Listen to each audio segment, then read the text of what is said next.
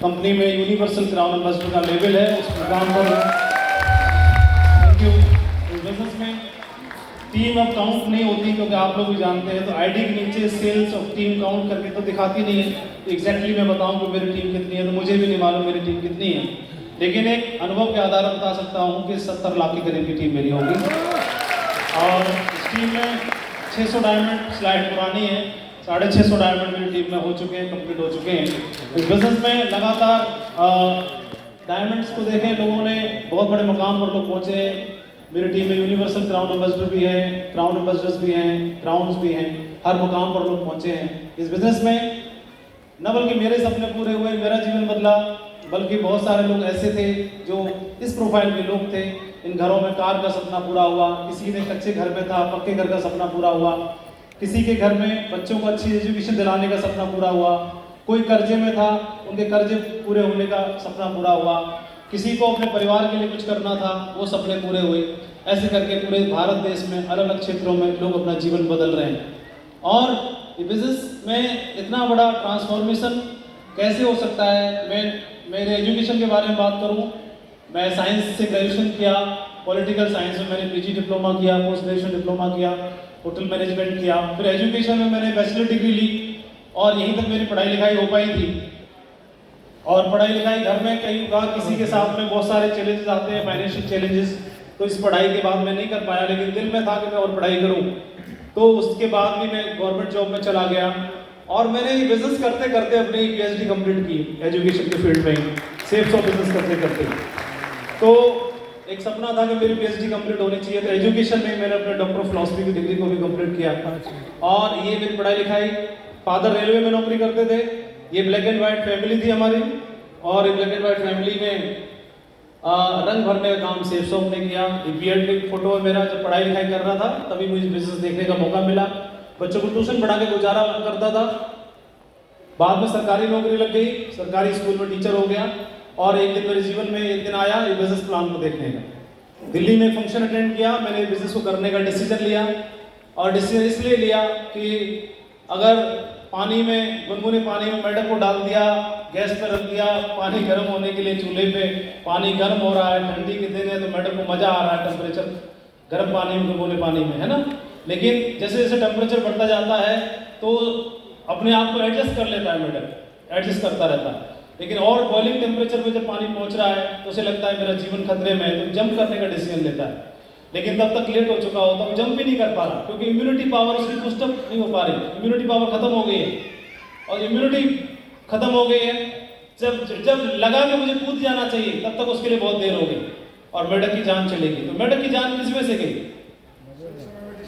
हाँ, सही समय डिसीजन तो ऐसे ही हमको शुरुआत में सैलरी मिलती है, शुरुआत में जहाँ लगे वहाँ अच्छा लगता है, क्योंकि हम इतनी परेशानी में होते हैं, सैलरी आती है, ये सब चीज़ें अच्छी लगती हैं। लेकिन 5 साल 10 साल 15 साल के बाद एहसास होता है कि यार तो हम तो कहीं कहाँ फंस गए। फिर हमें डिसीजन लेने की बात आती है, तब तक देर हो चुकी होती है, ओवर एज हो चुके होते हैं, कहीं और अप्लाई नहीं कर सकते, बोले यार ठीक है यही में जीवन काटना है। तो भगवान ने मुझे सद्बुद्धि दी, शुरुआत में सरकारी नौकरी लगी थी, लेकिन ये बिजनेस को मैंने साथ साथ करने का डिसीजन लिया और फिर मैंने काम करना शुरू किया। तो शुरुआत में आपका प्रभाव है, आप टीचर थे तो टीचर होने की वजह से कुछ लोगों को मैंने ज्वाइन करा लिया और उसकी वजह से एक आध छोटे मोटे चेक आना शुरू हो गए। मेरा पहला चेक था बिजनेस में, तो मैंने ऐसे करके चेक आने की शुरुआत हुई। पहले हाथ से लिख के मिलते थे और धीरे धीरे करके आप काम करते हो तो 2003, 4, 5, 6, 7 ऐसे करके एक एक लेवल होते हैं, वो मेरे को भी मिलते चले गए। और इसमें सिस्टम ने मेरी ज़्यादा मदद की। मैं मीटिंग्स में लोगों को ले जाया करता था, ट्रेनिंग में ले जाया करता था, वहाँ पर लोग समझते थे और पावर को देखते थे, बिजनेस की पावर को समझ में आता था। धीरे धीरे करके टीम बनती चली गई, बड़ी टीम बनी 2007 तक। 2007 में इधर उधर भागना दौड़ना ज़्यादा शुरू हुआ, मैं हर सिस्टम की एक्टिविटीज़ को अटेंड करता रहा। 2007 में पकड़ के घर वालों ने शादी भी कर दी और उसी टाइम में बिजनेस भी थोड़ा डाउन हो गया था। लेकिन 2-3 जो डायमेंशन ऐसे लग रहा था कि सेटबैक्स हमारे लाइफ में जरूर आते हैं, तो आपको लग रहा है कि आपका बिजनेस अच्छे से नहीं चल रहा, चेक डाउन है, टीम टूट रही है, तो ये सेटबैक्स होते हैं जो आपको मजबूत बनाते हैं। तो मेरे लाइफ में भी सेटबैक आया और 2006 से 2007, 2008, 2009 3 साल और लग गए डायमेंडशिप को अचीव करने में। लेकिन बहरहाल कई बार आप बहुत अच्छा काम चल रहा होता है, सब कुछ ठीक चल रहा होता है, तब आप ज़्यादा नहीं सीखते।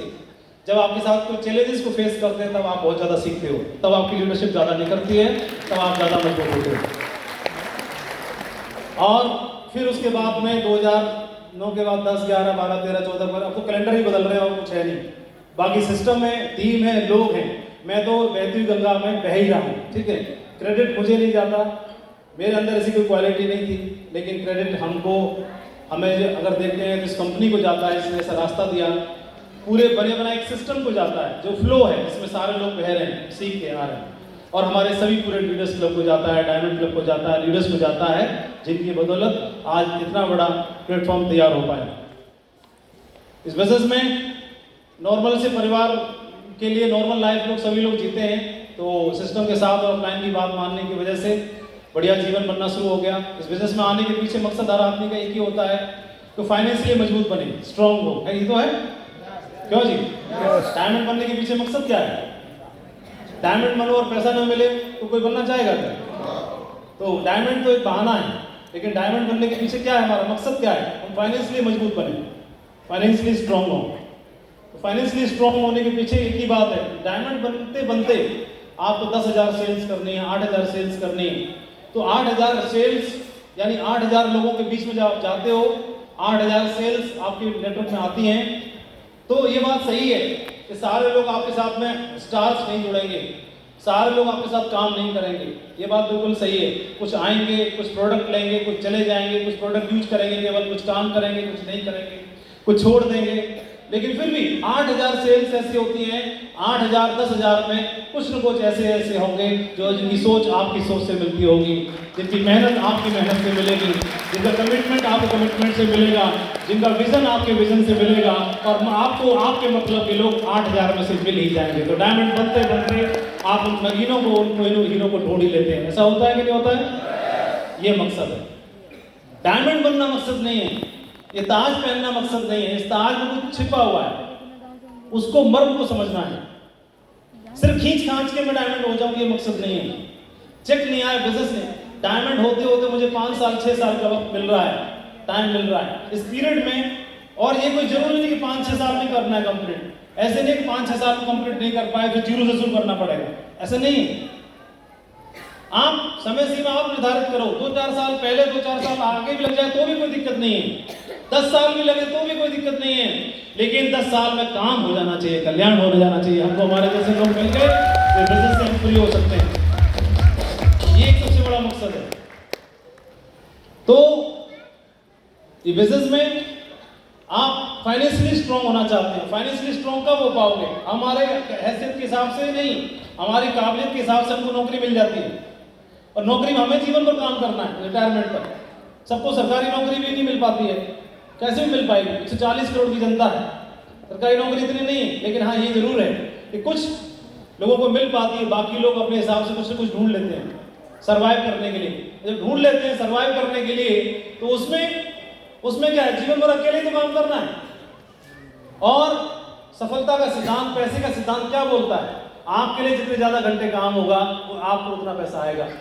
तो जिसमें ज्यादा पैसा है वो फैक्ट्री डाल देगा, जिसमें ज्यादा पैसा हो ज्यादा लोगों को रोजगार दे देगा। लेकिन इसमें पैसा ही नहीं हो, कैसे फैक्ट्री डालेगा, कैसे रोजगार देगा?